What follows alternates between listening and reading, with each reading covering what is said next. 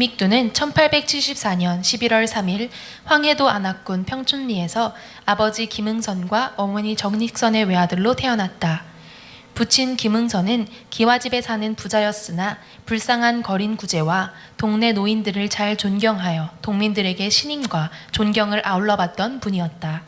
김익두의 부친은 총명한 아들을 출세시키려고 과거를 치르게 했으나 결과는 애석하게도 낙방이었다. 아들에게 유일한 희망을 걸었던 아버지는 몸져 누웠다가 그 길로 세상을 떠나고 말았다. 그는 인생 문제에 고민이 커졌다. 인생이란 무엇인가? 인생은 장차 어디로 가는가?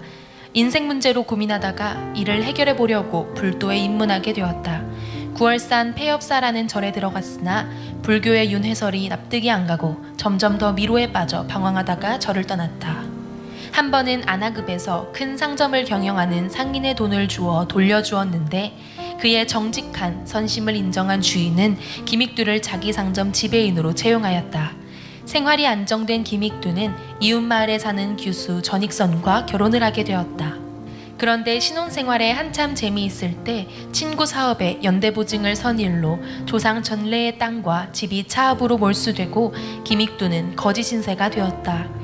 낙심한 그는 매일매일 술을 마시며 방탕한 생활에 빠져 불량배들과 패싸움을 벌이고 사람들을 괴롭혔다. 그래서 장꾼들이 장에 올 땐 성황당에 들러 오늘 김익두 안 만나게 해달라고 치성을 드리곤 할 지경이었다. 그런 김익두의 마음 한구석에는 참된 진리를 찾고 있었다. 인생에 대한 질문은 여전히 해결되지 않은 채로 가슴속에 있었다. 그러던 어느 날 장터에 나간 김익두는 서양 선교사가 주는 전도지를 읽어보았다. 인생이란 무엇이냐? 인생은 풀과 같고 그 영광이 꽃과 같으니 풀은 마리고 꽃은 떨어지되 주의 말씀은 새새토록 있느니라. 김익두는 이상하게도 마음이 찔렸다. 며칠 후 친구 박태환이 찾아와 교회에서 선교사가 부흥회를 하니 같이 가보자고 하기에 따라 나섰다. 부흥회는 이웃 동네 금산교회에서 열렸다. 강사는 선교사 소환론 목사였다. 유창한 한국어로 하는 설교 중 특히 영생에 대한 설교는 김익두를 사로잡았다. 그리고 지금까지 풀지 못하고 고민하던 인생 문제를 풀게 되었다. 그는 드디어 소목사 앞에 무릎을 꿇고 지난날의 무섭고 지긋지긋한 모든 죄를 모두 쏟아놓았다. 부끄러움도 두려움도 없이 자신의 죄를 모두 자복했다. 소환론 선교사는 기쁨과 놀라움 가운데 성경책을 주면서 부지런히 읽으라고 당부했다. 김익두는 그날부터 미친 듯이 기도하기에 전력했고 시간 나는 대로 성경을 읽었다. 모르던 진리를 깨닫는 맛이 과거 술 마시던 일에 비할 바가 아니었다. 그리고 용기를 내어 전도하기로 결심했다. 제1호 대상자가 옛날 술친구 김선봉이었다. 비장한 결심과 기도 끝에 전도했더니 그는 곧 믿기로 작정하였다. 두 친구는 자신들이 술을 끊고 신자가 되고 보니 술 마시는 사람들이 모두 불쌍해서 그들을 전도하기로 했다. 그 대상자는 술집의 기생들인데 익두와 선봉은 기도를 많이 하고 단단한 결심으로 술집에 가서 기생들에게 전도하였다. 두 사람의 태도와 진심을 안 기생들은 눈물을 흘리며 믿기로 결심했다. 김익두는 성령으로 거듭나고 변화되어 매일 성경을 읽고 기도하는 일로 미친 사람 같았다. 어머니는 아들이 미쳤다고 탄식할 정도였다. 김익두는 아랑곳하지 않고 성경에 예수님이 40일간 금식기도 하신 것을 본받아 산에 들어가 금식기도를 시작하였다. 마지막 날 익두의 몸이 몸 안에 있었는지 몸 밖에 있었는지 알지 못할 신비에 도달했을 때 익두야 익두야 하는 주님의 음성이 들렸다. 떨리는 음성으로 주여 제가 여기 있나이다 라고 대답할 때 달걀 같은 큰 불덩어리가 자기 가슴 속으로 쑥 들어갔다. 그리고는 다시 주님의 음성이 들려왔다. 너는 불의 종이 되어라. 너는 삼천리 금수강산을 신유와 회개로 진동시키고 한반도를 성령의 불결로 휩쓸어라. 믿고 난 지 한 달 만에 김익두가 교인들 앞에 공개 자복을 하고 헌신을 선포하니 교인들은 모두 놀랐다. 덕분에 모든 교인들도 함께 새로운 변화의 분위기가 조성되었다. 그는 예정보다 1년이 지난 다음해 7월에 어머니와 부인과 함께 스왈렌 선교사로부터 세례를 받았는데 그때까지 성경을 백독하였다. 성령 받은 김익두는 불신자들의 영혼이 너무 불쌍해서 도무지 견딜 수 없어 노방전도를 나섰다. 자신이 술망나니가 되어 장군들을 괴롭히던 그 자리에 이번에는 성경을 들고 전도자로 나타났다.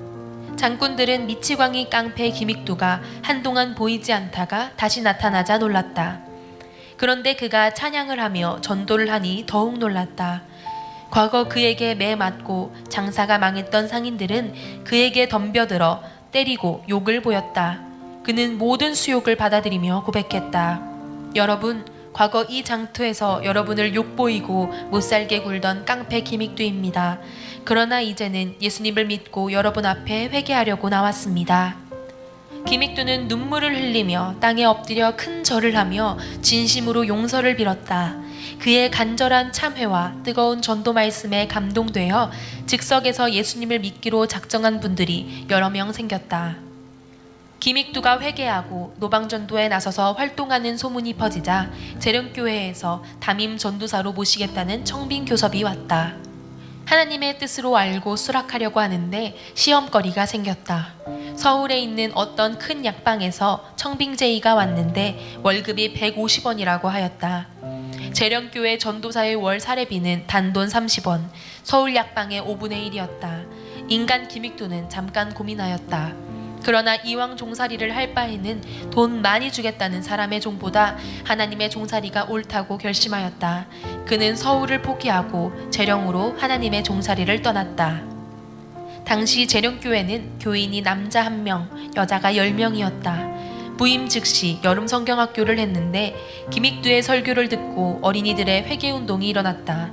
그리고 어른들의 회개가 자동적으로 뒤따랐다. 재령교회에서 목회가 성공하자 이웃 신천교회에서 청빙을 받았다. 그런데 신천교회에 부임하고 보니 교인 신자는 단 한 사람도 없었다. 날마다 철야 기도하며 애쓰는 중에 6개월 만에 한 사람이 예수님을 믿겠다고 찾아왔다. 그러나 찾아온 사람은 초라한 옷을 입은 여자요, 저른발이 불구자였다. 낙심하려는 생각을 물리치고 환영해서 좋은 신자로 키웠다. 6개월이 지나서 또 한 사람의 남자 거지가 찾아왔다.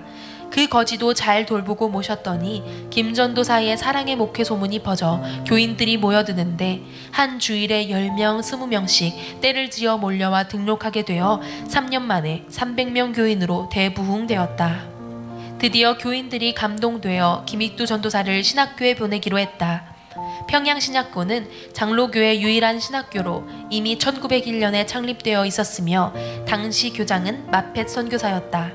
그 당시 신학교 학제는 3년 수업이고 1년에 1학기씩 3개월 집중 수업했다. 기믹두 전도사는 입학 후 쉬지 않고 계속 수업하여 6년 만인 1910년 제3회로 평양신학교를 졸업했다. 그리고 1910년 제4회 동로회에서 38세의 나이로 목사 장립을 받았다.